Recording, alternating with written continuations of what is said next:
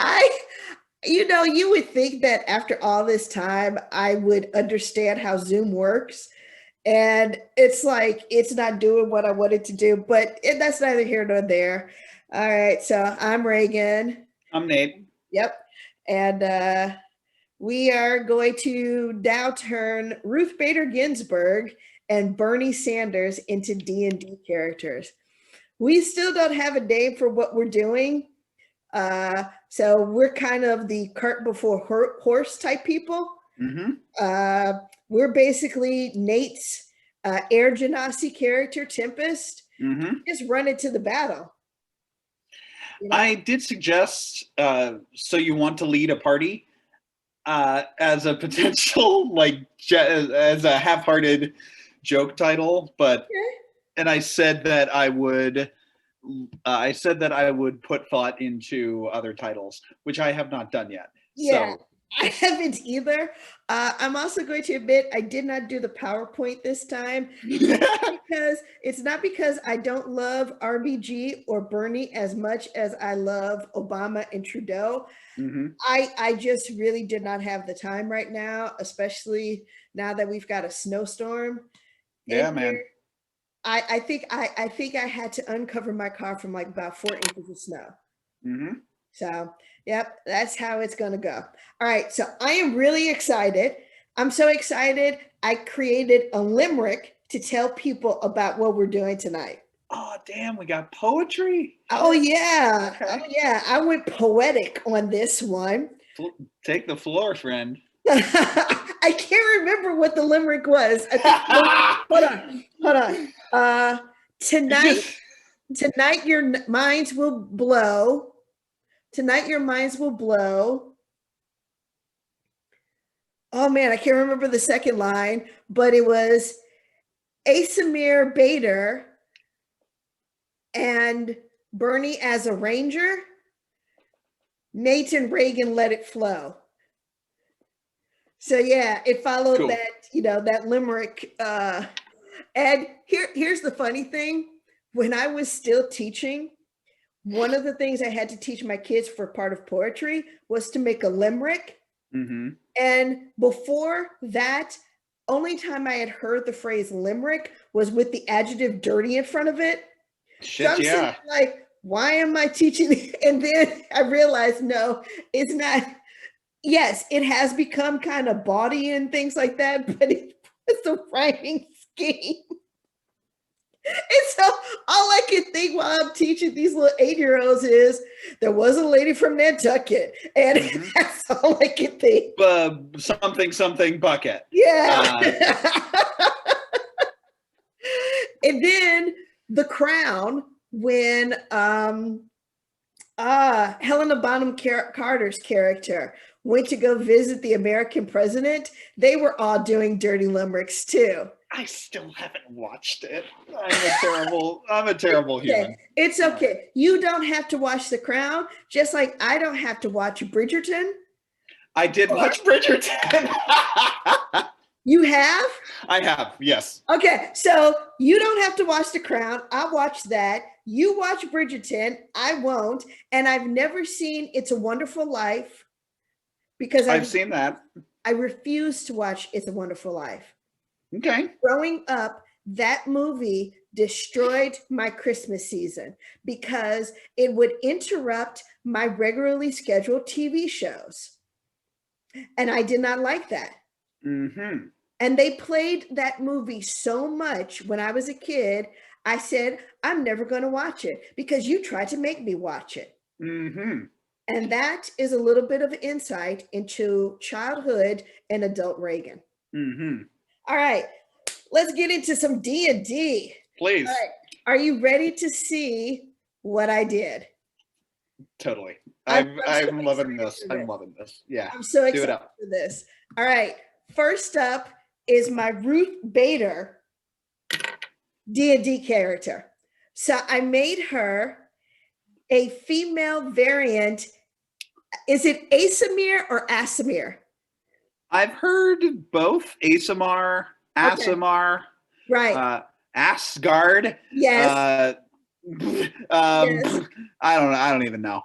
Go on. And she's a paladin, level 20. Nice. Yes. Okay, so let me explain a little bit about why I did this. She packs a wallop, man. Oh yeah, she does pack a wallop here. So as I was going through the races, I was like, which race do I want to choose? And when I read the description for the Aasimar, it lined up perfectly. So let's take a look at that race for that. My mom was like, she didn't want to watch this because she was like, I don't know anything about D&D. I was like, I explained the stuff to you.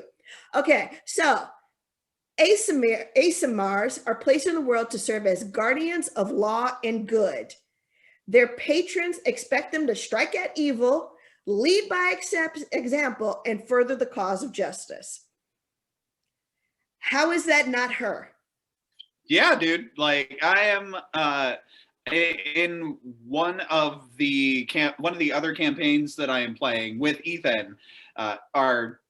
Reagan's and my dungeon master in our circus campaign wherein I am playing that aforementioned Tempest character, and Reagan is playing a halfling gunslinger, Benoit Cumbersnatch. Yes, just the best name. Ethan is he's a player in another campaign, and in that campaign I am also playing an Aasimar sorcerer, like a shadow sorcerer. So that charisma, that +2 charisma, sure comes in handy. Oh yeah, I'm having fun with that. Oh yeah, and the reason why I chose Paladin is because of their commitment to their oath. And so as a Supreme Court judge, she would have made a commitment to her oath. Yep. So why did I make her level 20? Because it's goddamn Ruth Bader motherfucking Ginsburg. Yes! That's why I made her a level 20. Durr. Now, because she's level 20, I actually did not add any spells to her beyond what she already gets as a paladin. So I gave her a quarterstaff. Her spells are the typical spells that you would have. So because she's a celestial being, she has light. You touch. She gets light because she's an Aasimar. Right. Like that comes with. Right, and they are celestial beings. So like the tieflings were infernal, she's celestial. It shines a bright light. So that would be her. Protection from evil and good. That's a good spell. Yep. Sanctuary. You ward a creature within range against attack until the spell ends. Any creature who targets the warded creature with an attack must first make a wisdom saving throw. So again, that's totally her. Zone of truth. Okay, she was a Supreme Court justice. She was a lawyer. They are supposed to be about the truth. Do you solemnly swear to tell the truth, the whole, etc.? Yep. Right. She is a beacon of hope. Nice. That's a good one too. Yes. Dispel magic. She's got to see through all the BS to see to the Order in the court. Yes. If you will. Yes. Guardian of faith. That's a big magic helper. Yes. So for that, for including myself, because I don't really even know all of these spells, a large spectral guardian appears and hovers for the duration in an unoccupied space of your choice.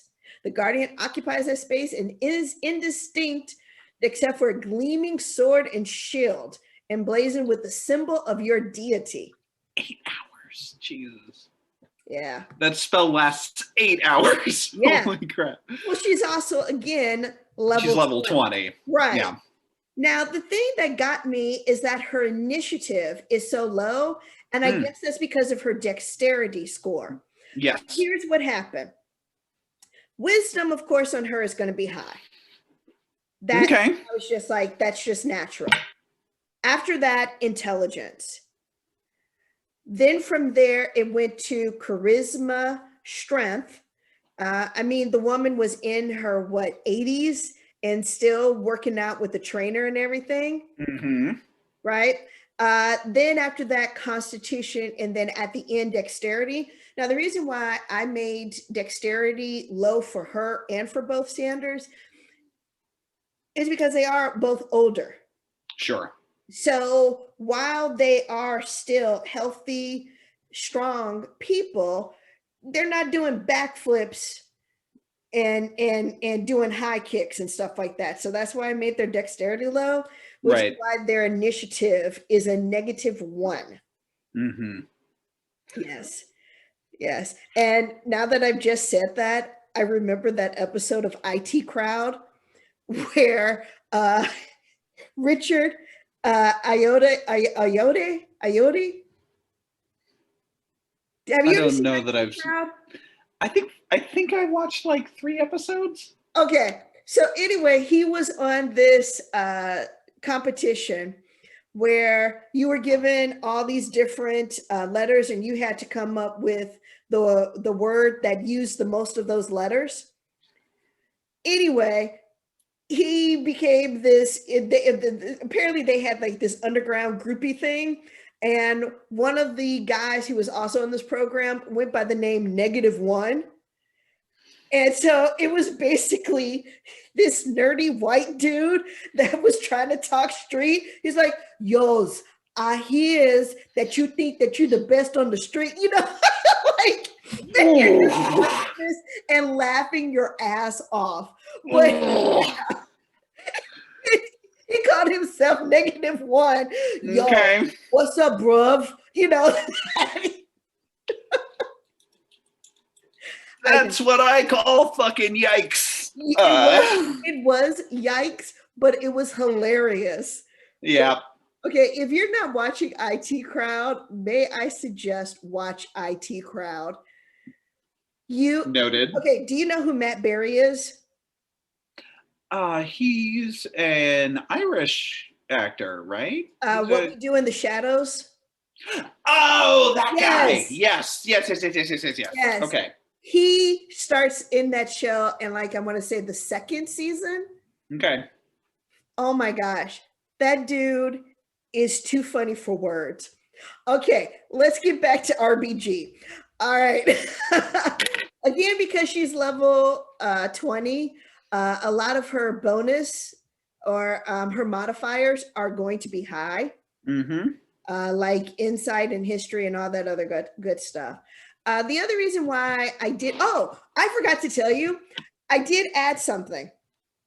Okay, so cloak of protection, she's a judge, so judge's robes. Now, pearl of power. Okay, so she wears, I think it's pronounced a jabot or a jabot, Jabot. But that thing that collar that she wore, yeah, Jabot. I think it's called a jabot. I could not find anything similar to that except for I was like, okay, let's go with pearl of power. That kind of I felt that would work. And then I also gave her a brooch of shielding. Dang. Yes. You're just tricking her out with these magic items. Yes. But I think that those magic items would have been something that you could put on a Ruth Bader DnD character. Sure. Yeah. If the DM lets you have it. Right. If the DM lets me have it. But again, it's motherfucking RBG. Fuck you all very much. Level 20. If RBG wants a brooch, cloak, and pearl of power, and a magical shield, and a quarterstaff, guess what you're going to give her? Rest in power, RBG. Right.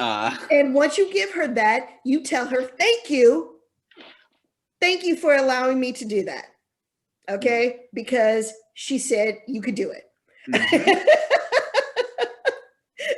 Whatever she wants, that's what she gets. That's how I look at it. Copy that. Yeah, but yeah, the yeah, I could totally see that. Her languages, Mm-hmm. Draconic and Orc were the ones that I added on. She would already speak Celestial and Common I forgot to because do that's languages. part of her race. So I felt Draconic and Orc would work best, considering that those were more of the common kind of languages that some of your baddies would speak, Mm-hmm. kind of Evil thing. dragons invading orc armies, Yeah, etc. yeah, Okay. yep. So that's why I did that. Yeah, I know. I fitted her out. Okay, I had to. Again, it's RBG. It's an RPG. Like Yes, it's a role-playing game. yes. So So she would be a supreme badass. All right. So, let me open this up. And whenever you're ready. okie doke. So let's see if we can Oh. bring hello Facebook. Stop that. Why can't I do this right? There we go. Okay, I was about to say, do we need another one of our commercials? Nah. Okay. I think we got it. I was just Okay. messing. Because I could come up with a commercial. Have a I got you. Get clear windows. Again, you'd be thinking that after all this zooming. Okay. Okay. So Interesting. yes. So I approached this assignment as okay, how would I want to role play this level 20 badass character? Yep. And B. Twins. Ruthen B. Twinsburg. I like making ridiculous names. It's a thing. It's a thing. So the way I sort of approached this was a little bit more towards the quote unquote optimization route. So Okay. like finding a particular race that works with a particular class because of the bonuses that Right. those classes can give you. For example, a fighter that is going to be using big, bulky weapons. A character will probably work better if you use a race that has a bonus to strength, Okay. right? So that's kind of how I did this with both Ruth and Bernie. Okay. With this one, with Her Honor, Yes, her honor. Supreme Court Justice Ruth Bader Love you, Ginsburg, Ruth. rest in power.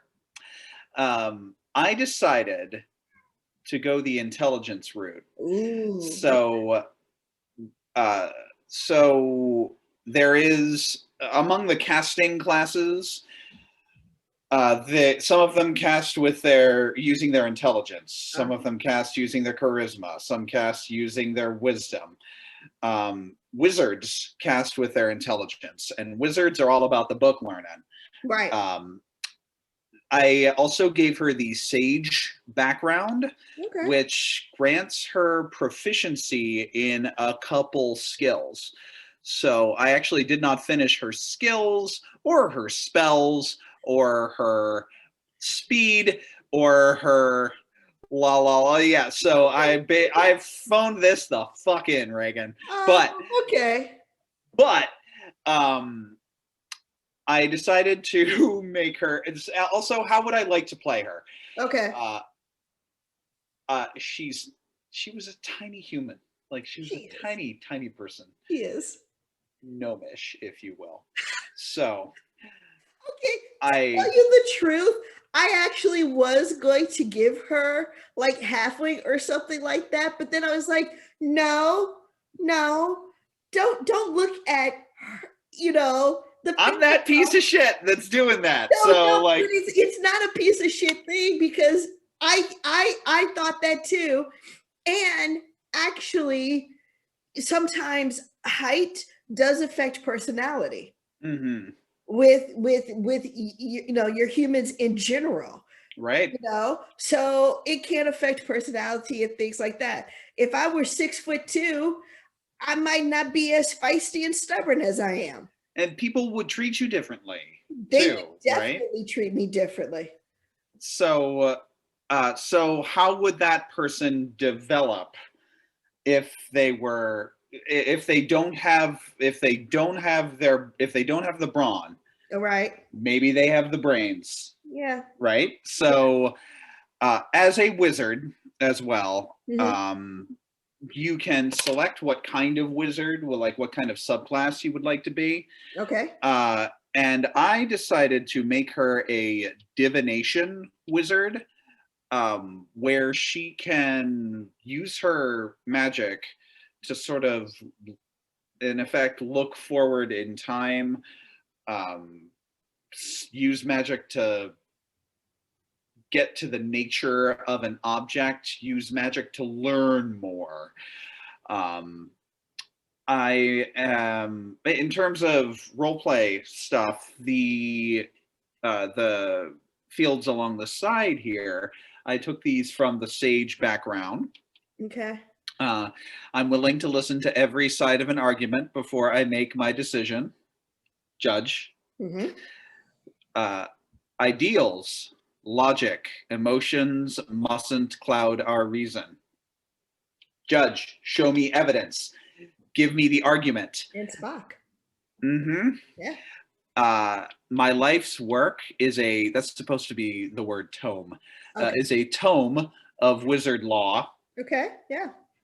So I conceived of her as a character that fights for equality for magic users. Because I would imagine, depending on where you are in the D&D multiverse, you're probably not, magic probably isn't welcome everywhere. Right? It's also very easy to misuse. Yes.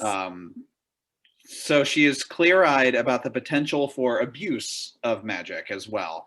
And that's part of why she decided to become a judge or a sage, an expert in magical law, to minimize harm coming from improper use of magic, for personal gain, impinging on the freedoms of others, balancing the use of magic as a tool for pursuing knowledge against magic for evil. So as a divination, these are some extra class features pause you as for well. 1 second. Yes. An SJW wizard? She's a social justice warrior wizard. Yeah. Not like in the pejorative sense, right? Like she's. I know. Which I did not know that was used that way until I saw this movie, and then I was like, oh, okay, I can see both sides of that. I mean, it's basically like the way that is wielded is as a pejorative. Yeah. Against people who are outspoken about caring for other people, right? Like, it was just how like people still kind of use being politically correct.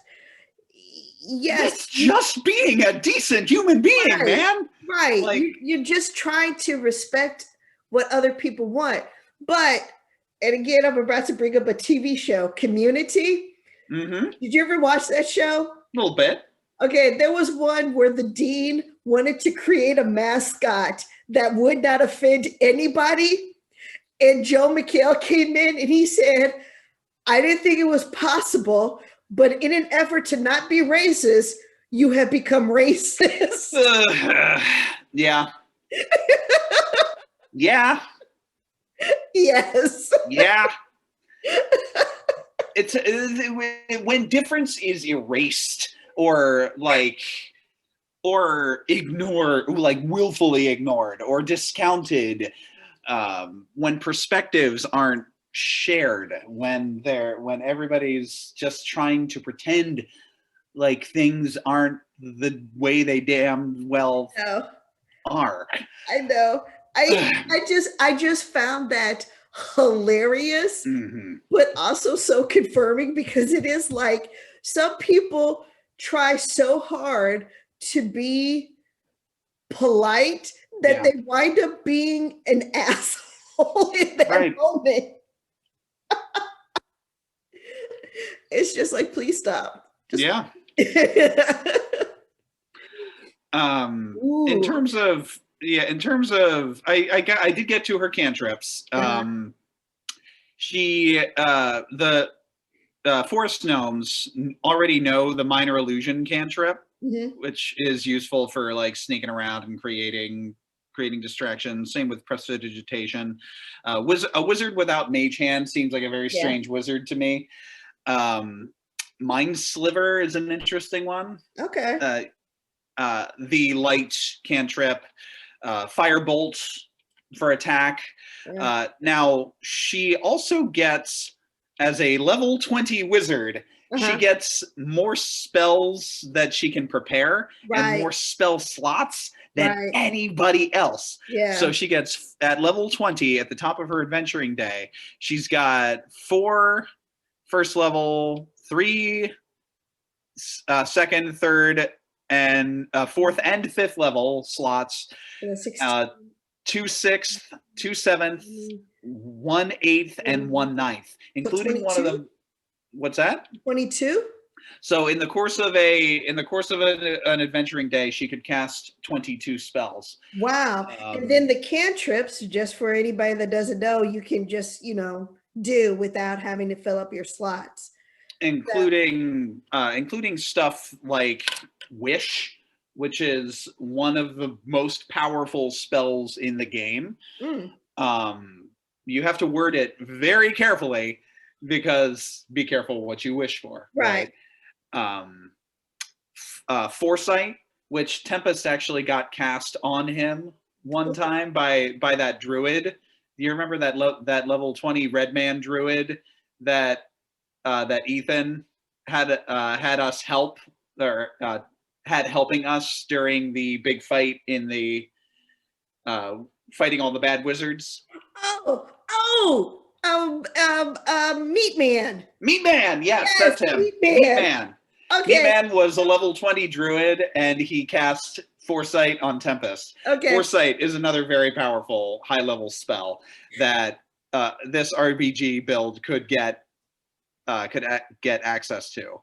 She's also able to use her intelligence to get glimpses of the future. So when you finish a long rest, you can roll 2 d20s and record the numbers rolled. You can replace any roll, saving throw, or ability check made by you or a creature that you can see with one of these foretelling rolls. That's a neat feature. And then it gets better as you level up to 6th, starting at 10th level. You can use your action to increase your powers of perception. This is clearly a class that I am very interested in one day playing. So taking the opportunity to trick one out using a hero of our time as an inspiration. That I thought was so anyway, that's my beginning of Ruth Bader Ginsburg build. She was a smart cookie. Yes. And insanely dedicated to the pursuit of knowledge and justice. There you go. All right. So just as an aside, when you were mentioning Meat Man, so our DM, Ethan, in the campaign that all 3 of us are in, he names the towns things like meat, dairy, Uh, he names it mostly after food. Cereal. Yeah, cereal. So we had this character called Meat Man who was helping us fight these really bad wizards. And yeah, I love it because it's kind of like, that's the name I'm giving this character, accepted. And it's just like, okay. Ethan is very into the cartoonish, the goofy side of D&D, which I appreciate. Yes, I do too. Okay. So who's your Bernie dude? So Bernie. Now, as all of us know, Bernie became quite popular as a meme because he was wearing multi-classed him. Oh, don't get ahead of me, Nate. Oh, sorry. I'm sorry. Don't get ahead of me. Because he was wearing a coat and mittens during the inauguration, which took place, just 6 days ago. All right. Holy shit. So some things are going to come up with this. I know it was just 6 days ago. Whew. Bernie is a variant human, so that's his race, and he is a level 15 cleric and a level 5 ranger. So please allow me to explain why I did this to my burn man. Hold on, I'm gonna move our faces for a second. That picture is hilarious, by the way. That little icon. That was the picture that came up. I honestly did not choose that to say that is what Bernie looks like, but it was the picture that I could have. Oh, what is happening here? Where are you going, D&D? Please tell me you're going where I want you to go. Don't go anywhere weird. Okay, so race. Why is he a variant human? None of the other races, with the exception of that elephant humanoid race. Oh, what are they called? I think they're called Lenovo's or something like that. Yeah, something like that. Go on. Yes. But the human variant race seemed like the one that fit him the best. Okay. Because he is adaptable, he is ambitious, an innovator, achiever, pioneer of the world. That seemed to fit him for race or species, as we discussed last week. Class is now where I had a little bit of fun. So with class, cleric. With this one, class features for this one. Okay, if I can remember why I did all of this. With the clerics, they're basically the ones in the group that are your front line, and they're also the ones that help back up and support everybody else. Okay, ranger are the ones who fight evil along the outskirts of society. So level 15, because he's done 15 years as a senator, that's his right. Gotcha. Ranger is a callback to his work with, and my brain just died on me, and I'm about to be ashamed for why my brain just died on me. It'll come. The civil rights movement. Okay, gotcha. I feel very ashamed that my brain died on me in that moment. But yes. You're human. Right. I am human, but I'm not a variant human. So that was a callback to that. And because D&D only lets you go up to level 20, I can only bring him up to a level 5 as a ranger. Okay. All right. So that explains that right there. Okay, so going back to him, a couple of things that I did with Bernie, all right, who is just awesome and fantastic, and he needs to be around for another 100 years. His dexterity and his initiative are again low, as I explained earlier. Where I hit him the most is wisdom, strength, because he is a strong human being. He's taken on a lot. Constitution, intelligence, charisma, because everybody, well, I shouldn't say everybody, but a lot of people love Bernie, and then dexterity as the low end. With his languages, that's what it is, Loxodon. Loxodon. Got it.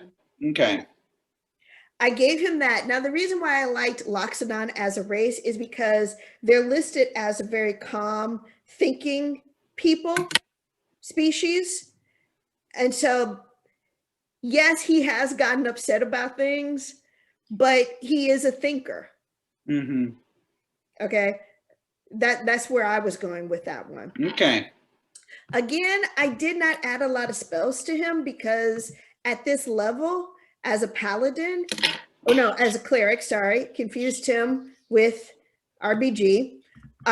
He's got a lot of things here. So because he is a cleric, he has the cure wounds.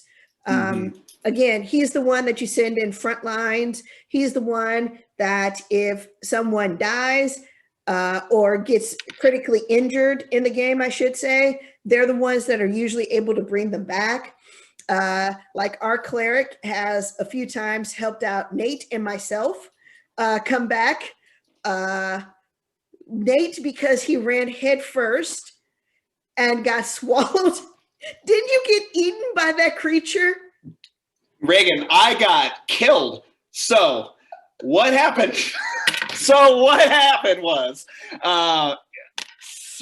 yes, I got eaten by a lightning lizard creature called a what the hell was it called? A Behir, right? Behir, and I got swallowed. Yes. And because what did Tempest do? Ran straight at the thing. Ran straight into it.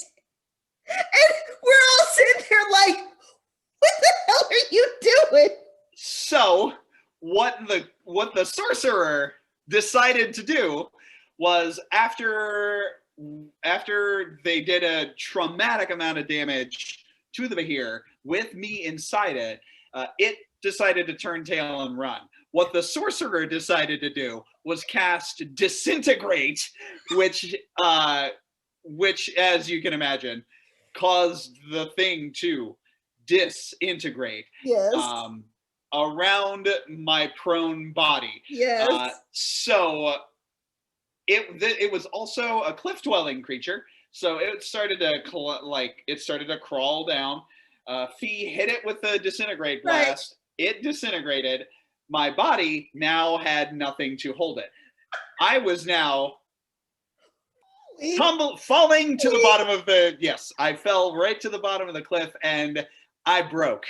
So I died. To recap how his character died, he ran head first, was swallowed whole, and then dropped and had to be brought back. And so that's again why you have a cleric in a group. You need an ambulance. Yes. In your DnD party. Yes, they are. They are the ambulance. Take Revivify. Yes. Guardian of Faith, Death Ward, all that good stuff. Cure wounds, mass cure wounds. Nice. Raise dead. Yeah. By some of these other levels, the paladin, cleric. Why do I keep saying paladin? The cleric is doing some really cool, impressive stuff. Mm-hmm. Clerics are a neat class. I like clerics a lot. Yes. Now, as I said before, as an homage to Bernie on January 20th, this is what I gave him. Now, I gave him the cloak of Arakinda. If I remember this one correctly, this one resistance to poison damage. It's a spooter cloak. It's a cloak. Yeah, it's a spooter cloak. Yep. You can move up, down, across. You can't get caught in any webs of any kind. And you can cast webs. So I just reimagined Bernie as Spider-Man. Yeah, dude. Yeah. Very nice. Yes. That is for his coat that he wore. Now, there were no mittens, so I gave him gloves. And these gloves almost meld with your hand. And when there's a ranged weapon attack, you're wearing them, you can use your reaction to reduce the damage by a 1d10 and your dexterity modifier, which for him, unfortunately, is a -1. So Provided you have a free hand. 9. Yeah. You could roll a maximum of 9. Yeah. So Okay. for that one, I was just like, that seems to be kind of without putting up a meme of Bernie, which, by the way, I thought that was genius that he took that meme, put it on a sweatshirt, sold it, and then used that as donations. Mm-hmm. That good stuff. That is impressive. His armor class is like really low. Yeah. And for a cleric, oh, what happened there? Okay, for a cleric, it was supposed to be higher than that. It's did you give him armor? Ah, that's why. Okay, because without armor, it's just 10 pluck. A character without armor is just has 10 plus whatever your dexterity modifier is. And in this case, -9. So Bernie, I'm gonna have to change that up a little bit because equip him with some light or medium armor. Because Rangers, I don't think. I think Rangers can do medium armor. So here it says heavy, light, or medium armor. Mm-hmm. Yeah. You need a strength of a certain number to do heavy armor. Ah, okay. Well, I think it's 13. I think you just need a strength of 13 to do heavy armor. Okay. So he should be able to do it. Mm-hmm. Yeah. Okay. Yeah. So I might have to play with Bernie a little bit, but I thought that seemed to work pretty well for him. Mm-hmm. All right. Cool. So what I wound up doing, Bernie was tough for me. I wanted to go a lot of different ways with him. Like, what is he? Is he a paladin? Is he a bard? Is he a druid from the mountains of Vermont? But then I was like, nah, man, he's from Brooklyn. So, but like, hey, born and raised. Yep. Brooklyn, New York. Yeah. East Coast, baby. Yeah. I'm from Western Pennsylvania, so I whatever. You listen to Beastie Boys? Yes. So what I wound up doing is, again, because he's old too, I gave him a long-lived race. I gave him a half-elf, the standard half-elf. I misunderstood your assignment, and I actually started a level 5 character. Oh, okay. And I maxed this build out at level 15. Okay. But whatever. So what I decided to do with him. My assignment. I just said build a character. Yeah, I mean, you know, it was a project. So what I decided to do is make Bernie a charismatic character. Okay. Paladins cast with their charisma. I made him a paladin.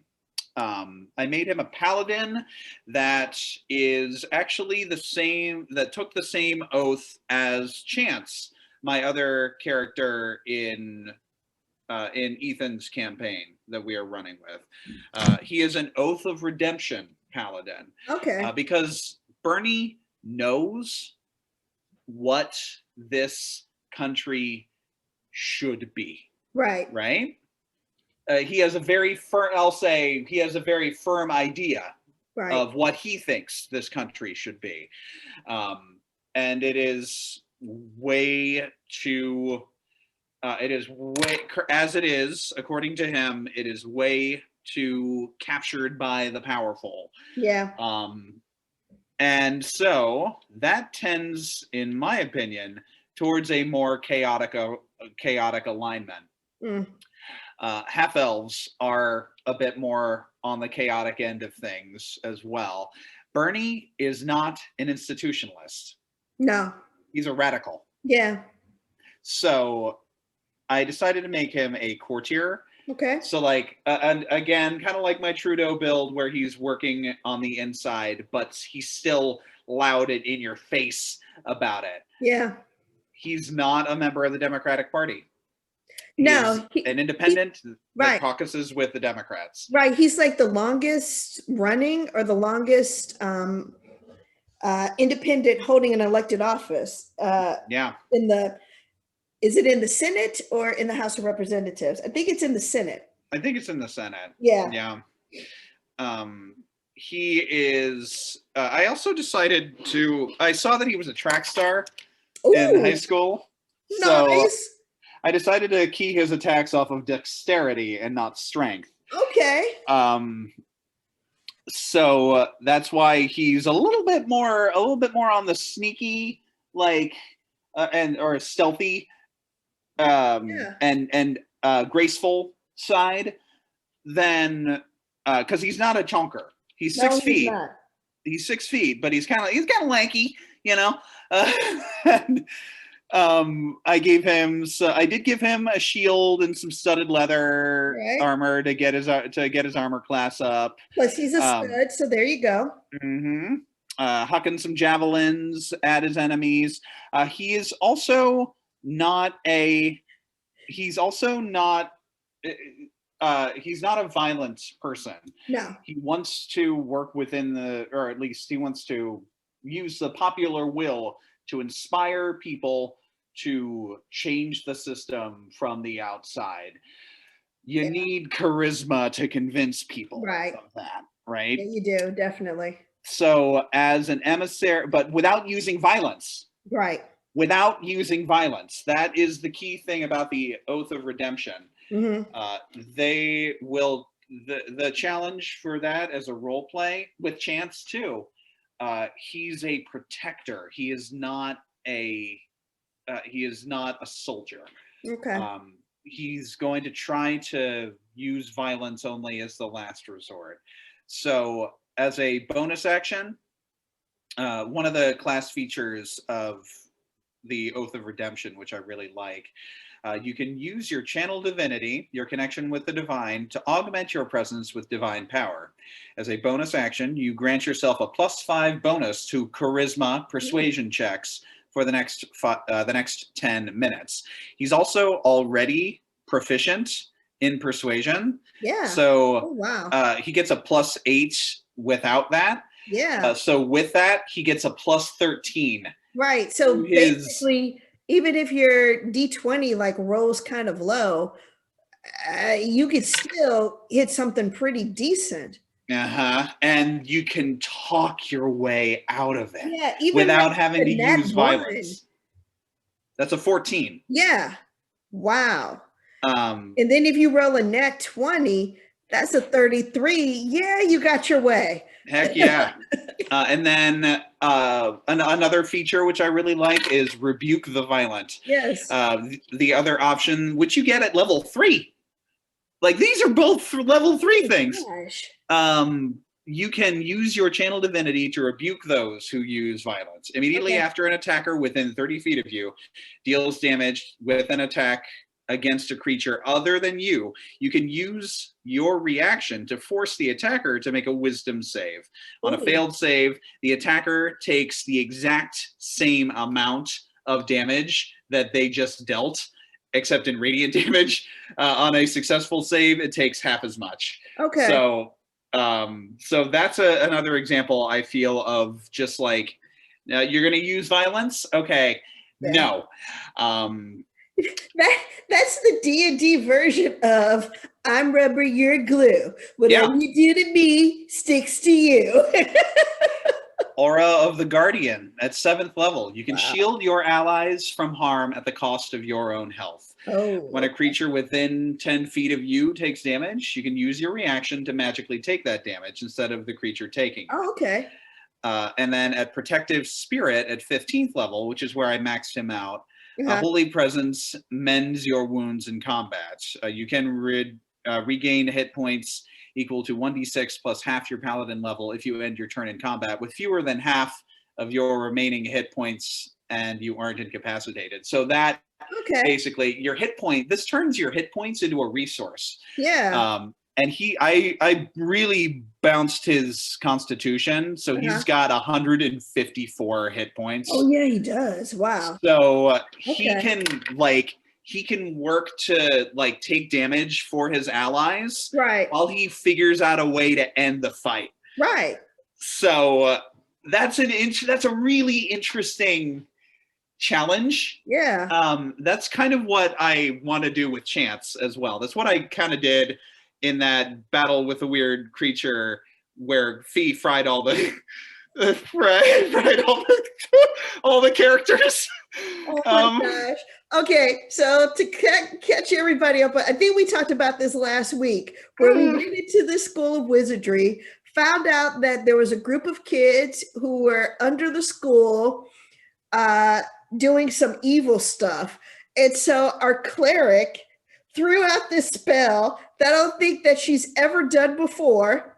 It was our sorcerer. She's running two characters. Okay. One of them is a sorcerer. The other is a cleric. Okay. It was the sorcerer. Right, and it was their first time doing that particular spell, wasn't it? Yeah. And wound up killing all these student wizards. It was really bad. The entire team, after the DM rolls and tells us who's dead, we're all like, oh no. We came into this school and but then when we realized that these were just kids, these were baddies, we're like, oh, okay. Whew. But she just wiped these kids out. Oh, that was rough. We felt so bad. There's a term that some D&D players may be familiar with. Murder hobos. I think we exemplified the murder hobo characteristic with that particular battle. But Chance tried to stop it. It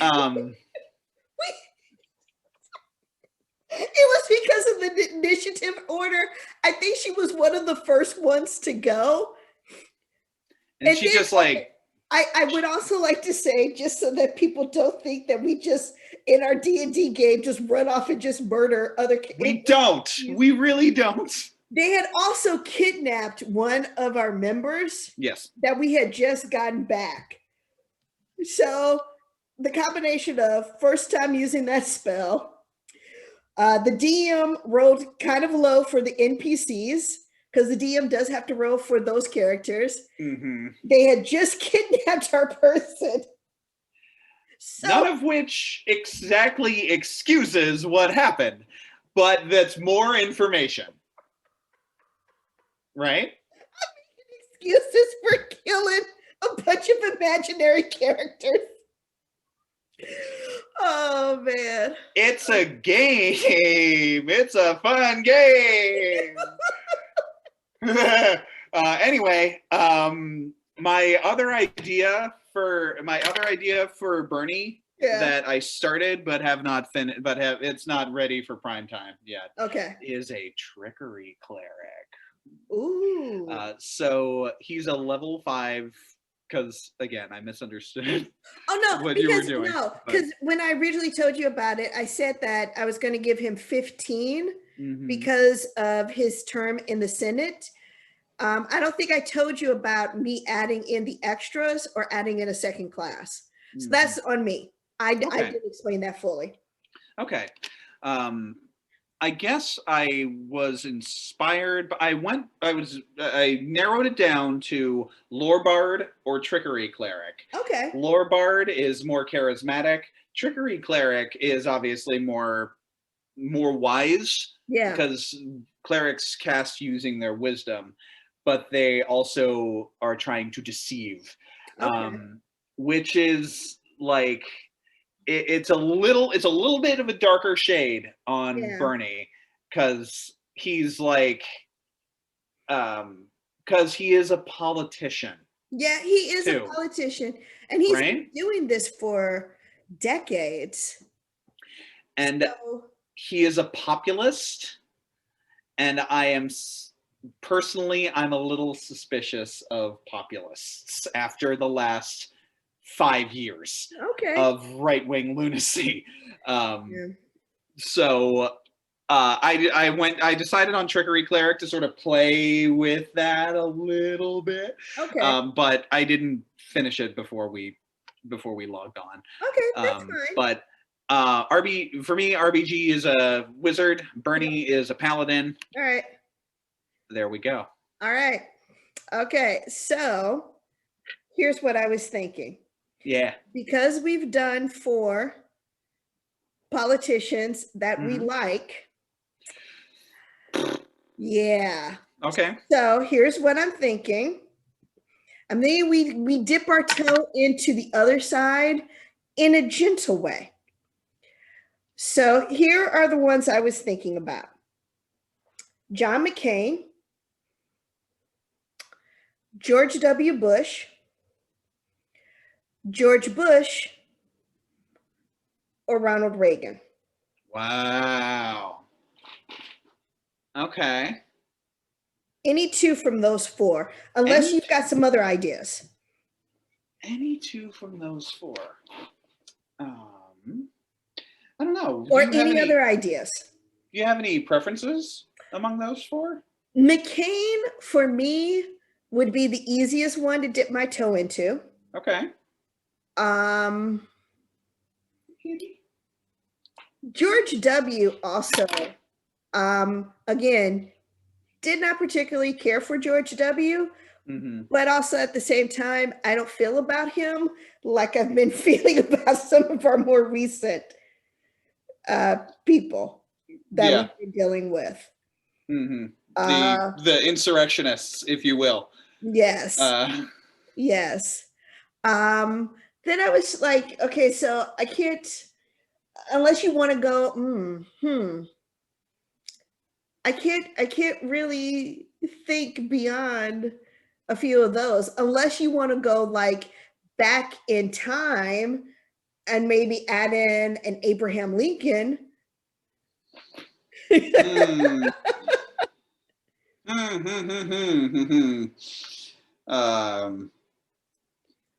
Wow. Or we can add in a Nixon. We could do McCain and Nixon. McCain and Nixon. Yes. I'm intrigued. Okay. Because Nixon, I think we could have some fun with. Sure. Okay. So for the levels, I'm going to leave it up to the individual for what they want to do for the levels. Okay. All right. Yeah. All right. So I think we can agree on that. McCain and Nixon for next week. Yep. All right. Cool. Thank you, everybody, for joining us. And that's Nate and Reagan with their D&D characters. Have a good week.